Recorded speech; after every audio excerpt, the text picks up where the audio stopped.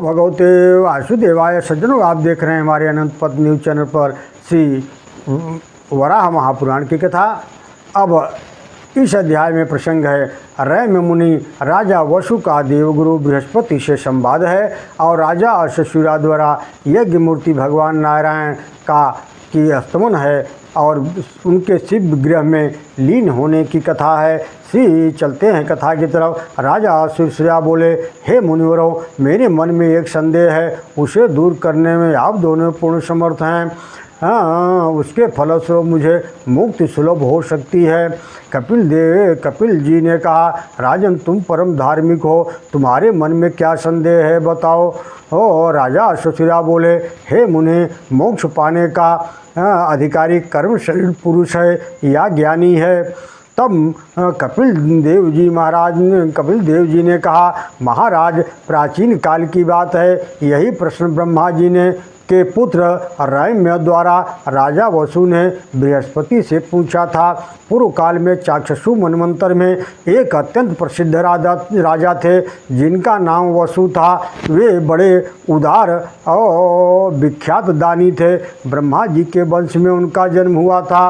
वे महाराज वसु ब्रह्मा जी का दर्शन करने के विचार से ब्रह्मलोक चले गए। मार्ग में ही चित्ररथ नाम का विद्याधर से उनकी भेंट हो गई। राजा ने प्रेम पूर्वक चित्ररथ से पूछा, प्रभु, ब्रह्मा जी का दर्शन किस समय हो सकता है? तब चित्ररथ ने कहा, ब्रह्मा जी के भवन में इस समय देवताओं की सभा हो रही है। ऐसा सुनकर वे नरेश ब्रह्म भवन के द्वार पर ठहर गए। इतने में महान तपस्वी रैमी भी वहां आ गए। उनको देखकर राजा वसु के मन में बड़ी प्रसन्नता हुई। उनका रोम रोम आनंद से खिल उठा। रैम्य मुनि की पूजा करके राजा ने उनसे पूछा, हे मुनि, आप कहाँ चल पड़े हैं? रैम्य मुनि बोले, महाराज, मैं देवगुरु बृहस्पति के पास आ रहा हूँ। किसी कार्य के विषय में पूछने के लिए मैं उनके पास चला गया था। रैम्य मुनि बोले, इस प्रकार बोल ही रहे थे कि इतने में ब्रह्मा जी की वह विशाल सभा विसर्जित हो गई। सभी देवता अपने अपने स्थान को चले गए। अतः बृहस्पति जी भी वहाँ आ गए। राजा वसु ने उनका स्वागत सत्कार किया। तत्पश्चात तीनों एक साथ बृहस्पति के भवन गए। वहाँ रैम्य, बृहस्पति और राजा वसु तीनों बैठ गए।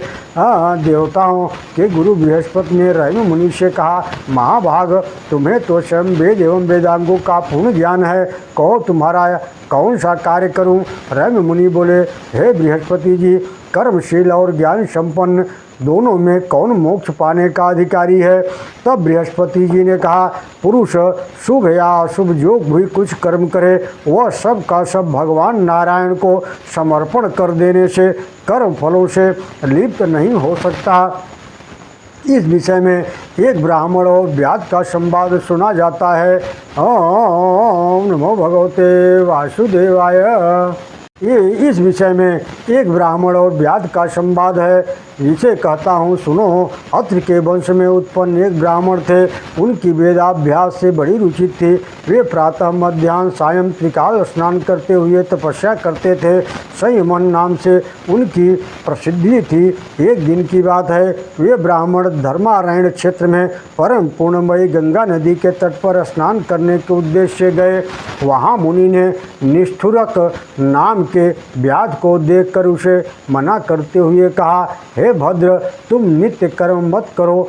तब मुनि पर दृष्टि डालकर वह व्याघ्र मुस्कुराते हुए बोला, हे द्विजवर, सभी जीवधारियों में आत्म रूप से स्थित होकर स्वयं भगवान ही इन जीवों के वेश में क्रीड़ा कर रहे हैं। जैसे माया जानने वाला व्यक्ति मंत्रों का प्रयोग करके माया फैला देता है, ठीक वैसे ही यह प्रभु की माया है। इसमें कोई संदेह नहीं करना चाहिए। मोक्ष की इच्छा करने वाले पुरुष को चाहिए कि वे कभी भी अपने मन में अहं का भाव का न टिकने दे। यह सारा संसार जीवन यात्रा के प्रयत्न में संलग्न रहता है। हाँ, इस कार्य में विषय में अहम अर्थात मैं करता हूँ, इस भाव का होना उचित नहीं है। जब विप्रवर संयमन ने निष्ठुर व्याध की बात सुनी तो वे अत्यंत आश्चर्ययुक्त होकर उसके प्रति कहे, भद्र, तुम ऐसी युक्ति संगत बात कैसे कह रहे हो? ब्राह्मण की बात सुनकर धर्म के मर्मज्ञ उस व्याध ने पुनः अपनी बात प्रारंभ की। उसने सर्वप्रथम लोहे का एक जाल बनाया, उसे फैलाकर उसके नीचे सूखी लकड़ियां डाल दी। इसके बाद ब्राह्मण के हाथ में अग्नि देकर उससे कहा, हे आर्य, इस लकड़ी के ढेर में आग लगा दीजिए। तत्पश्चात ब्राह्मण ने मुख से फूंक कर अग्नि प्रज्वलित कर दी और शांत होकर बैठ गए। जब आग धधकने लगी तब वह लोहे का जाल भी गर्म हो उठा। उसमें जो गाय की आँख के समान छिद्र थे उनमें से निकलती हुई ज्वाला शोभा पाने लगी। उस जलती हुई अग्नि से हजारों ज्वालाएं अलग अलग फूट पड़ी। तब व्याध ने उन ब्राह्मण से कहा, हे मुनिवर, आप इनमें से कोई भी एक ज्वाला उठा लें जिससे मैं शेष ज्वालाओं को बुझाकर शांत कर दूं। इस प्रकार कहकर उस व्याध ने जलती हुई आग पर जल से भरा एक घड़ा तुरंत फेंका। फिर तो वह आग एक शांत हो गई, सारा दृश्य पूर्ववत हो गया। अब व्याध ने तपस्वी संयमन से कहा, भगवान, आपने जो जलती आग ले रखी है वह अग्निपुंज से प्राप्त हुई है, उसे मुझे दे दो, जिसके सहारे मैं अपनी जीवन यात्रा संपन्न कर सकूं। व्याध के कहने पर जब ब्राह्मण लोहे की जाल की ओर दृष्टि डाली तो वहां अग्नि थी ही नहीं। वह तो पुंजीभूत अग्नि के समाप्त होते ही शांत हो गई थी। तब कठोर व्रत पालन करने वाले संयमन की आंखें मुद गई, वे मौन होकर बैठ गए। इसी स्थिति में व्याध ने उनसे कहा, विप्रवर, अभी थोड़ी देर पहले आग धधक रही थी, ज्वालाओं का छोर नहीं था, किंतु मूल के शांत होते ही सब के सब ज्वालाएं शांत हो गई। ठीक यही बात इस संसार में भी है। नमो भगवते वासुदेवाय। परमात्मा ही प्रकृति का संयोग प्राप्त करके समस्त भूत प्राणियों के आश्रय रूप में विराजमान होते हैं। यह जगत तो प्रकृति में विक्षोभ विकार उत्पन्न होने से प्रादुर्भूत होता है। अतएव संसार की यही स्थिति है। यदि जीवात्मा शरीर धारण करने पर अपने स्वाभाविक धर्म का अनुष्ठान करता हुआ हृदय में सदा परमात्मा से संयुक्त रहता है तो वह किसी प्रकार का कर्म करता हुआ भी विषाद को प्राप्त नहीं होता।